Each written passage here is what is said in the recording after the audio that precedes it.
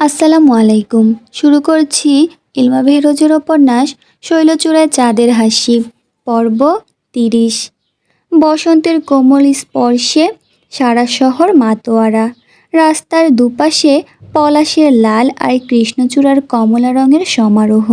স্কুলের শেষ ঘণ্টা বাজতেই ছাত্রছাত্রীদের উচ্ছ্বসিত কলরব ছড়িয়ে পড়ল চারিদিকে। সেই আনন্দঘন পরিবেশেও দুটি হৃদয় ছিল বিষণ্ণ আর অশান্ত। রায়ান আর শর্মী দুজনেই নীরবে হাঁটছিল। হঠাৎ করে রায়ান শর্মীর নরম হাতখানি নিজের হাতের মধ্যে নিয়ে একটু টান দিল। শর্মী বিস্মিত কণ্ঠে জিজ্ঞেস করল, কি হলো? কোথায় নিয়ে যাচ্ছ আমাকে? তার স্বরে একটু বিরক্তির আভাস। রায়ান কোনো উত্তর দিল না, শুধু শর্মীর হাত ধরে এগিয়ে চলল। শর্মীও কি যেন বুঝতে পেরে নীরবে অনুসরণ করল তাকে। কিছুক্ষণ হাঁটার পর তারা এসে পৌঁছালো একটি ছোট্ট নিরিবিলি ক্যাফের সামনে। জায়গাটা ছিল নির্জন। রায়ান সযত্নে দরজা খুলে ধরল শর্মীর জন্য।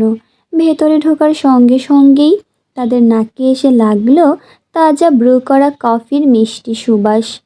সেই গন্ধে একটু নরম হয়ে এলো দুজনের মনের কাঠিন্য। তারা বেছে নিল ক্যাফের একটি নিরালা কোণের টেবিল। বসার পর কিছুক্ষণ দুজনেই নীরব। শেষে রায়ান গলা পরিষ্কার করে ধীরে ধীরে বলল, শর্মী, সরি।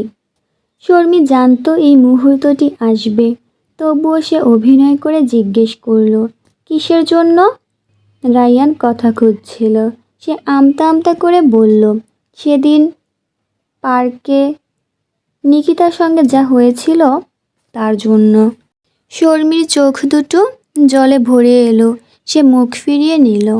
রায়ান আস্তে আস্তে বলতে লাগলো, আমি জানি তুমি অনেক কষ্ট পেয়েছ। বিশ্বাস করো শর্মী, নিকিতার সঙ্গে আমার কোনো সম্পর্ক নেই।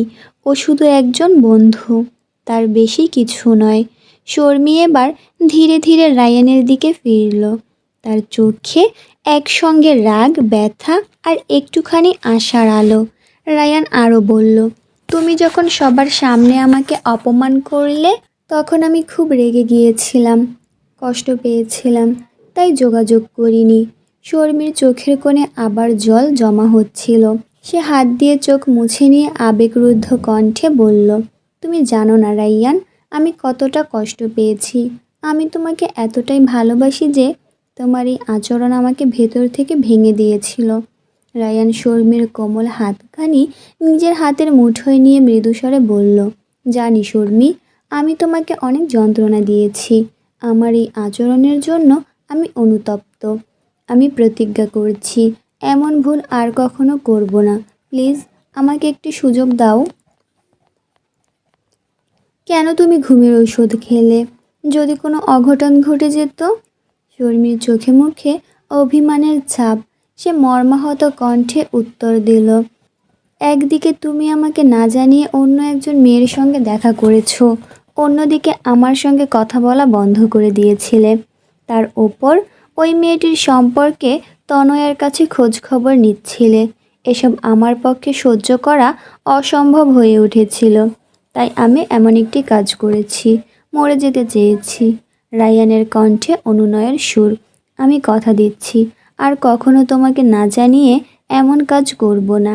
বিশ্বাস করো, আমার হৃদয় একমাত্র তোমারই। আমি সত্যিই অনুতপ্ত। শর্মী কিছুক্ষণ নীরবতা পালন করল, তারপর ধীরে ধীরে উচ্চারণ করল, ঠিক আছে, কিন্তু মনে রেখো এটাই তোমার শেষ সুযোগ। রায়ানের মুখ জুড়ে স্বস্তির হাসি ফুটে উঠল। সে শর্মীর হাত আরও শক্ত করে ধরে বলল, থ্যাংক ইউ শর্মী, আর কখনো তোমার বিশ্বাস ভাঙব না। প্লিজ তুমিও আমাকে বিশ্বাস করো। আমি কখনো তোমাকে ঠকাবো না। প্রসঙ্গ পরিবর্তন করে শর্মী বলল, কথা দাও নিকিতার সঙ্গে আর কখনো যোগাযোগ করবে না। রায়ান এই কথায় অন্তরে তীব্র বেদনা অনুভব করল। সে কিছু বলার আগেই শর্মী দৃঢ়কণ্ঠে বলে উঠল, নয়তো আমাকে ছেড়ে দাও। রায়ান সম্পর্ক রক্ষার জন্য প্রতিজ্ঞাবদ্ধ। সে অনিচ্ছা সত্ত্বেও উচ্চারণ করল, ঠিক আছে, তবে একবার ওকে সরি বলতে চাই। কেন? কী কারণে তুমি ক্ষমা চাইবে? শর্মির প্রশ্নে বিস্ময় ও ক্ষোভের সুর। ওর কোনো অপরাধ ছিল না। হ্যাঁ, ও আমাকে ভালোবাসতো, কিন্তু কখনই সেই কারণে জোর জবরদস্তি করেনি। আমি শুধু কৌতূহলবশত ওর পরিচয় জানার জন্য দেখা করার প্রস্তাব দিয়েছিলাম। সেই কারণেই ও এসেছিল। ও হয়তো প্রচণ্ড কষ্ট পাচ্ছে। প্লিজ শর্মি, একবার সরি বলি। শর্মি উঠে দাঁড়ালো। না রাইয়ান, অন্য মেয়ের কাছে তুমি মাথা নত করবে এটা আমি কোনোভাবেই মেনে নিতে পারবো না। বরং তুমি আমাকেই ছেড়ে দাও। রাইয়ান পরাজয় স্বীকার করল। প্রায় 1 বছরের সম্পর্কের তুলনায় মাত্র 1 মাসের বন্ধুত্বকে অধিক মূল্য দেওয়া কিছুতেই যুক্তিসঙ্গত নয়। এতে শর্মি কষ্ট পাবে। সে তার মায়ের মতো নিষ্ঠুর হতে চায় না। রায়ান শর্মির ইচ্ছাকে মেনে নিল। শর্মিকে রিকশায় তুলে দিয়ে সে বুঝতে পারল এতক্ষণ যা কিছু বলেছে তা শুধু মুখস্থ বুলি আবৃত্তি। যেভাবেই হোক সম্পর্ক রক্ষা করার প্রয়াস।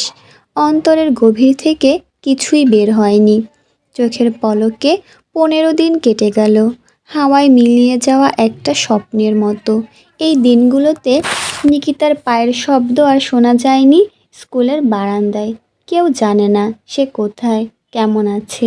একটা অদৃশ্য পর্দা নেমে এসেছে তার আর বাকি দুনিয়ার মাঝে। শর্মি আর রায়ানের সম্পর্ক চলছে নিজের ছন্দে। দেখে মনে হয় কোনো ঝড়েই বয়ে যায়নি তাদের মধ্যে। তবে রায়ানের মনের কোণে একটা অপরাধ বোধের কাঁটা খচখচ করে মাঝে মধ্যে। সেই তীব্র অনুভূতি ধীরে ধীরে মন্দীভূত হচ্ছে। সময়ের প্রলেপে ঢাকা পড়েছে পুরনো ক্ষতের দাগ। নিকিতার অনুপস্থিতি এখন আর অস্বাভাবিক মনে হয় না তার কাছে। তবু বাড়ি ফেরার পর মাঝে মধ্যে একটা অজানা শূন্যতা তাকে গ্রাস করে। সেই মুহূর্তে অনিচ্ছা সত্ত্বেও সে যাচাই করে দেখে নিকিতা তাকে আনব্লক করেছে কিনা। যখন মনে হচ্ছিল জীবন আবার স্বাভাবিক ছন্দে ফিরে এসেছে, ঠিক তখনই নিকিতা ফিরে এলো। কানে কৃষ্ণচূড়া ফুল গুজে সে নতুন রূপে আবির্ভূত হলো স্কুলের প্রাঙ্গণে। রায়ান বারান্দা থেকে তাকে দেখে স্তব্ধ হয়ে গেল। ভালো করে দেখার আগেই নিকিতা মিলিয়ে গেল ভিড়ের মধ্যে, অন্য সিঁড়ি বেয়ে নিজের ক্লাসের দিকে। ক্লাসে এখন নিকিতা নতুন এক পরিচয়ে চিহ্নিত, অন্যের প্রেমিককে ছিনিয়ে নিতে যাওয়া মেয়ে। যদিও একরামুল আর রায়ানের কারণে প্রায় সবাই জানে আসল ঘটনা, তবুও গুঞ্জন থেমে নেই। কেউ কেউ এগিয়ে আসে নিকিতার সঙ্গে কথা বলতে, কিন্তু সে পাথরের মূর্তি হয়ে গেছে। নিকিতা এখন একটা যন্ত্রের মতো, শুধু বই পড়ে যায় আর লিখে যায়, কারো সঙ্গে কথা বলে না। এমনকি তার বন্ধু তনয়াও তাকে এই নীরবতার খোলস থেকে বের করতে পারল না। ক্লাসের সবাই অবাক বিস্ময়ে দেখে নিকিতার নতুন রূপ। ফিসফিসানি আরও বেড়ে গেল। স্কুলের শিক্ষকরাও এই পরিস্থিতি সম্পর্কে ওয়াকিবহাল। তারা নিকিতাকে এখন অন্য দৃষ্টিতে দেখে, শুধু কেউ কিছু বলে না। আর নিকিতা, সে এক অদৃশ্য আবরণে নিজেকে মুড়ে ফেলেছে। চারপাশের কোলাহল কৌতূহল কিছুতেই তার ভ্রুক্ষেপ নেই। সে নিজের এক স্বতন্ত্র জগতে বিচরণ করছে, যেখানে অন্য কারো প্রবেশাধিকার নেই। সেদিন রাইয়ান হাওয়ার বেগে ছুটে এলো কমার্স ক্লাসে সবার আগে। তার চোখ দুটো অস্থির প্রজাপতির মতো ঘুরে বেড়াতে থাকে মেয়েদের দিকে, কিন্তু বারবার আটকে যাচ্ছিল শর্মির মুখে। সে অন্য দিনের মতোই হাসি মুখে হাত নাড়ল। ক্লাস চলাকালীন পুরোটা সময় রায়ানের মন ছটফট করছিল। প্রতিবারই যখন সে বাদিকে তাকাচ্ছিল নিকিতাকে খুঁজতে, তখনই তার চোখে পড়েছিল শর্মির দৃষ্টি। প্রহরীর মতো শর্মি পাহারা দিচ্ছিল তাকে। নিকিতা কোথায় লুকিয়ে আছে? রায়ান একটা জটিল ধাঁধার মধ্যে পড়ে গেছে, তার উত্তর খুঁজে পাচ্ছে না। রায়ান আবার তাকালো, শর্মির সঙ্গে চোখাচোখি হলো। শর্মি চাইছে না রায়ান নিকিতাকে দেখুক। এই উপলব্ধি রায়ানকে ভেতরে থেকে নাড়া দিল।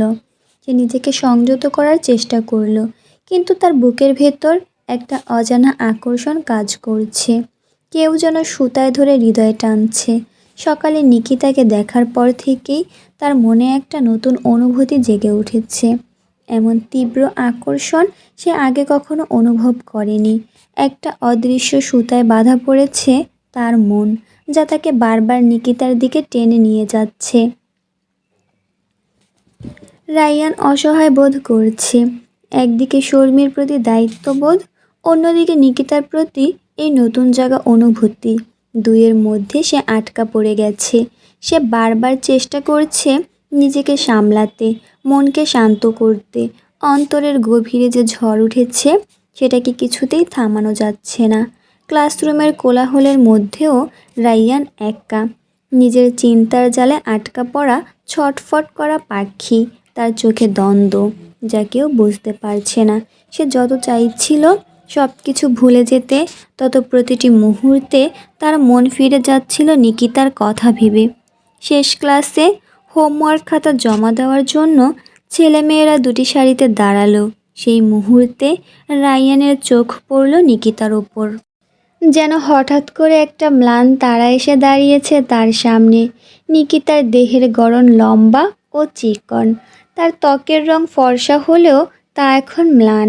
তাকে দেখাচ্ছে একটি কোমল শিউলি ফুলের মতো, যা ভোরের আলোয় ঝরে পড়ার আগে মুহূর্তের জন্য থমকে দাঁড়িয়েছে। চোখ দুটি গভীর, সেই চোখের নিচে কালির ছোপ তার নির্ঘুম রাতের সাক্ষী। নিকিতার মুখ মলিন, মাঝারি দৈর্ঘ্যের চুল বেনি করে রাখা, যা তার মুখের চারপাশে একটি করুণ ফ্রেমের মতো মনে হচ্ছিল। ঠোঁট দুটি শুকনো, যেন বহুদিন হাসির স্পর্শ পায়নি। সেই সঙ্গে নিকিতার সমগ্র মুখ জুড়ে অদ্ভুত মায়া, শরতের সন্ধ্যার মতো সুন্দর অথচ বিষণ্ণ। তার বিমর্ষ চেহারায় ছড়িয়ে আছে এমন এক করুণা যা দেখলে যে কারো হৃদয় নরম হয়ে যাবে। রায়ানও তাই। সে মন্ত্রমুগ্ধের মতো তাকিয়ে রইল নিকিতার দিকে, ভুলে গেল চারপাশের সব কিছু, ক্লাসরুমের কোলাহল, সহপাঠীদের কথাবার্তা, এমনকি নিজের অস্তিত্ব। তার চোখে ধরা পড়ল শুধু নিকিতার সেই মলিন করুণ সৌন্দর্য। রায়ানের মনে একটা প্রশ্ন জেগে উঠল, এতদিন তো এই মেয়েটিকে খেয়াল করিনি, তাহলে আজ কেন? কেন হঠাৎ করে নিকিতার প্রতিটি ভাবভঙ্গি তার কাছে এত অর্থপূর্ণ মনে হচ্ছে? কেন আজ সে এভাবে তলিয়ে যাচ্ছে নিকিতার মলিন মুখের প্রতিটি রেখায়? কেন নিকিতার চোখের কালি তার বুকে একটা ব্যথার ছোঁয়া এনে দিচ্ছে? নিকিতার মধ্যে অজানা আকর্ষণ লুকিয়ে আছে, একটা রহস্য যা সে এতদিন ধরতে পারেনি। নিকিতার এই সাধারণ চেহারার মধ্যে লুকিয়ে আছে অসাধারণ সৌন্দর্য, একটা গভীর আবেদন যা তাকে অজান্তেই আকর্ষণ করছে। মানুষের হৃদয়ের গতি কত রহস্যময়, কখন কাকে কেন্দ্র করে তা ঘুরতে শুরু করে তা বোঝা বড় দায়।